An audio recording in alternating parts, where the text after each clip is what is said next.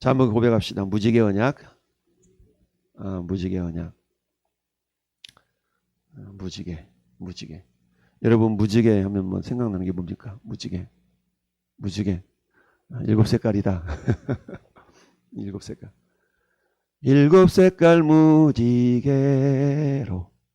꿈꾸는 하늘.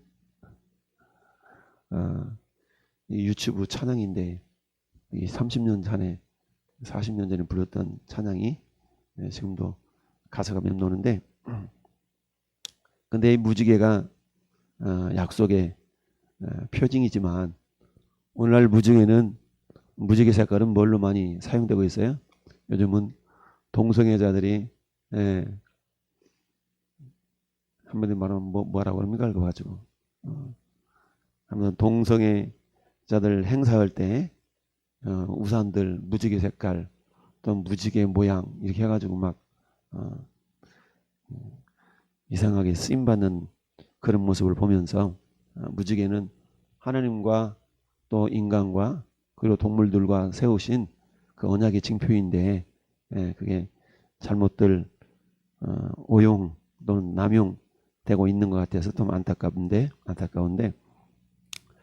자, 하나님께서 홍수를 통해서 모든 인류를 다 멸망시키셨는데 멸망시킨 이유가 죄악이 관영해서 그랬다. 죄가 가득 차서 어제 얘기했던 것처럼 어느 초가집이 기둥이 다 좀 먹어서 썩어가고 있다면 그 집주인은 그 초가집이 그 기둥을 새로 갈아서 새 집 지어야지 이러지 않냐고. 손가락 누르기만 해도 좀 먹은 기둥이 푹푹 들어간다 그러면 아마 홀라당 다 불 태워버리고 새롭게 아마 집을 지을 겁니다. 이런 것처럼 하나님 보실 때에 세상은 더 이상 하나님이 그저 봐주시기에는 너무나 죄악이 관영한 차고 넘치는 그런 세상이었기 때문에 심판하실 수밖에 없었다. 왜냐하면 하나님은 공의의 하나님이시기 때문에 그렇다. 그래서 하나님의 공의는 생명 주실 자에게 생명 주시고 사망을 역사할 자들에게는 사망을 역사하시는 것이 하나님의 공의이신데 정말 사망을 역사할 그 죄를 보시고 그저 가만히 계신다는 것은 하나님의 성품에 맞지 않는 것이다.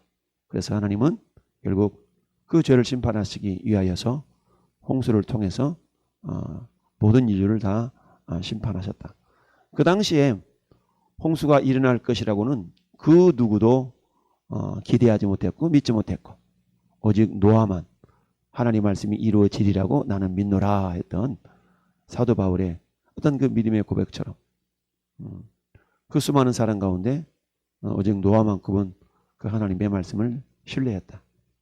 그 이유를 따져보니까 노아의 아버지가 라멕이었는데 라멕은 우리 인류의 시조인 아담과 56년간의 동시대를 살았던 사람이다. 그러니까 노아의 아버지가 살아계실 때는 아담이 살아있었던 겁니다. 그러다 보니 어때요? 서로 왕래할 수 있었고 연락할 수 있었고 그런 어떤 시대를 살았는데 야, 우리 할아버지 시조 아담 할아버지께서 그 옛날 하나님의 에덴 동산에서 그야말로 영원토록 영생할 수 있는 은혜를 주셨는데 사단의 꼬임이 넘어가가지고 그야말로 하나님의 계명을 어겨서 죄가 온 인류에 들어옴으로 말미암아 하나님은 사람을 위하여 주신 모든 피조 세계조차도 사람이 타락하니까 피조 세계조차도 타락하게 되는 안타까움을 결국 임하게 되고 겪게 되었다라는 사실을 아마 계속해서 듣게 되었겠죠. 그러다 보니까 라멕은 자기 아들 노아를 낳으면서 아마 그런 생각을 했을 겁니다. 야, 그렇다면 내 자식을 통해서는 정말 하나님의 위로를 받는 그런 삶을 살도록 해야지라고 하면서 이름을 노아라 그랬다. 노아라는 이름의 뜻이 안위 또는 위로 뭐 이런 의미가 있지 않습니까? 자, 어찌하든 그래서 하나님은 결국 노아를 통해서 노아와 그 8 식구만을 결국 구원하고 그리고 숨쉬는 모든 동물들 새에 이르기까지 그 동물들을 결국 방주에 한 쌍씩 그리고 거룩한 동물은 향후에 제물로 쓰게 하여서 7쌍씩 방주에 들어가게 하셨다. 그리고 결국 배 안에서 방주 안에서 375일을 1년 한 달을 1년 열흘이죠. 1년 열흘을 방주 안에 들어 있으면서도 결국 질서가 흐트러지지 않도록 하나님이 역사하셔서 그들의 생명을 이어갈 수 있도록 그렇게 하시고, 이제 방주에서 나온 다음에 하나님께서 노아에게 복을 주시고 세 가지 복을 허락해 주셨다. 생육하고 번성하고 충만하라. 생육의 복. 요즘 아무리 정말로 자녀를 낳고 싶어도 애를 낳을 수가 없어서 시험관 아기를 하고 시험관 시술을 하고 이런 경우가 많이 있지 않습니까? 그런데 하나님께서 생육의 복을 주시니까 자식들을 펑펑 낳는 그런 은혜를 경험하게 되었다. 그래서 정말 그런 상황 가운데서 하나님께서는 이제 다시는 내가 물로 세상을 심판하지 않겠다라고 그야말로 두려움에 떠는, 야, 또 물로 세상이 심판되면 어떡하지? 라는 어찌 보면은 그런 어떤 아픈 기억, 이런 아픈 기억을 우리 트라우마라고 그러죠. 그래서 그 아픈 기억으로부터 그들을 자유케 하시게 하여서 하나님이 인간에게만 언약을 맺으시는 것이 아니라 여기 새와 가축과 땅의 모든 생물에게도 언약을 세웠다. 보통 언약이라는 것은 그렇지 않습니까? 약속이라는 것은 인격이 있는 두 존재가 맺는 것이 보통인데, 그런데 하나님은 인격자이시지만 새와 동물들, 땅에 있는 짐승들은 무슨 인격이 있겠습니까? 그럼에도 불구하고 하나님은 노아 식구들과 그리고 그런 동물들과 언약을 맺으시겠다라고 말씀을 하셨습니다. 그래서 너와 함께한 모든 생물 곧 너희와 함께한 새와 가축과 땅의 모든 생물에게 내 언약을 세우겠다. 그런데 그 언약은 너뿐만 아니라 너희 후손들과도 세운다. 그러면 저는 여러분들은 어때요? 이제 그 후손이 된 거죠. 우리 최초 인류의 시조는 아담과 하와인데, 그 아담과 하와의 시조는 노아 식구를 제외한 모든 인류가 홍수로 말미암아 다 결국 멸망을 당하고 말았습니다.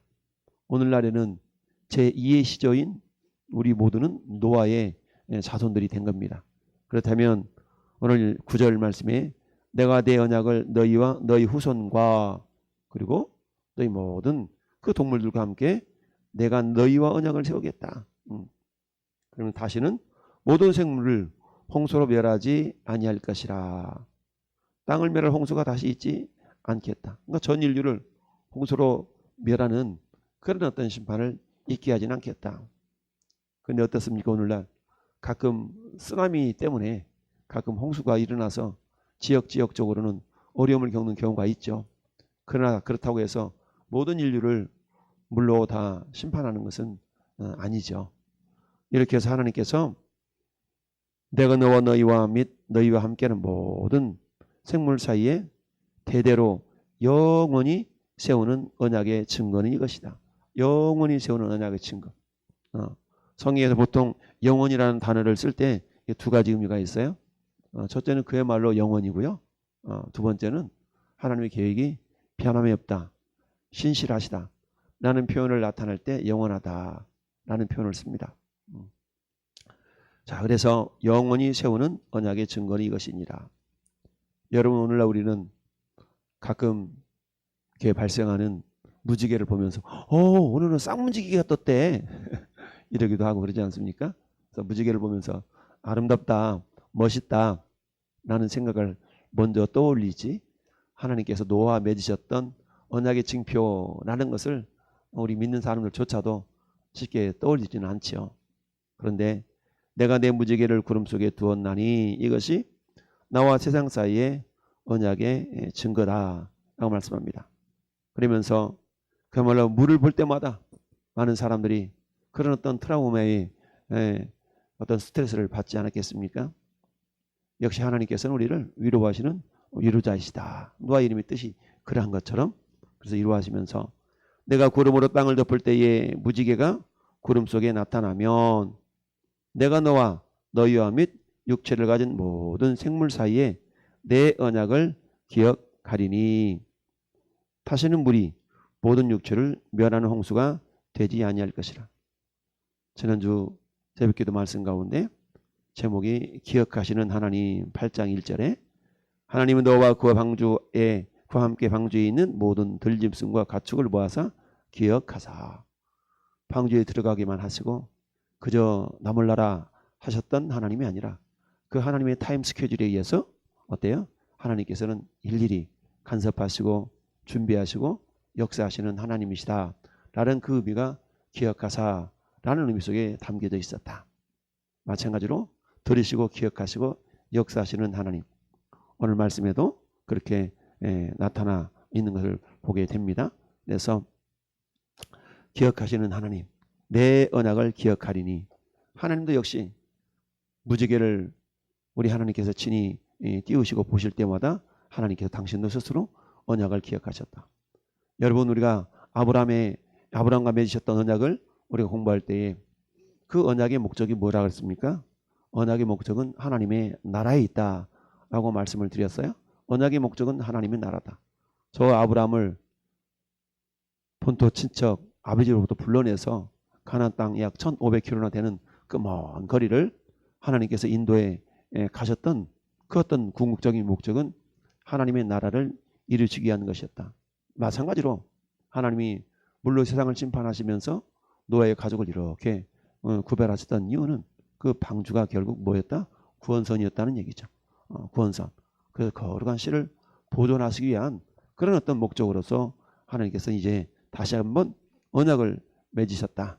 그 언약을 통해 하나님께서 이제 새로운 시조를 시작하게 된 거죠. 그래서 노아라는 가족을 통해서 하나님은 새로운 세계를 다시 한번 시작하시는 그런 어떤 모습을 보여주게 되었던 겁니다. 무지개가 구름 사이에 있으리니 내가 보고 나 하나님과 모든 육체를 가진 땅의 모든 생물 사이에 영원한 언약을 기억하리라. 할렐루야. 하나님은 오늘날도 보시고 역사하시는 하나님이다. 오늘날도 저는 여러분의 생각과 행동을 우리 하나님은 보시고 역사하시는 하나님이심을 우리는 알아야 됩니다. 하나님은 인격이 있으시기 때문에 보시고 들으시고 역사하시는 구원하시는 하나님이심을 성경은 말씀하고 있습니다. 그래서 하나님이 노아에게 또 이르시되 내가 나와 땅에 있는 모든 생물 사이에 세운 언약의 증거가 이것이라 하셨더라. 증거 내놔봐. 증거가 뭔데? 증거가 뭔데? 오늘날 판사가 어떤 법정에서 형량을 선고할 때는 반드시 어때요? 검사가 판사 앞에 어떤 피의자를 세울 때는 반드시 증거가 있어야 되죠. 그러면서 뭐라고 합니까? 심증은 있는데 물증이 없다. 심증은 있는데 물증이 없다. 오늘날 법이라는 것이 증거주의이기 때문에 증거가 없으면 아무리 심증이 와도 그 사람을 법정에 세울 수가 없는 거죠.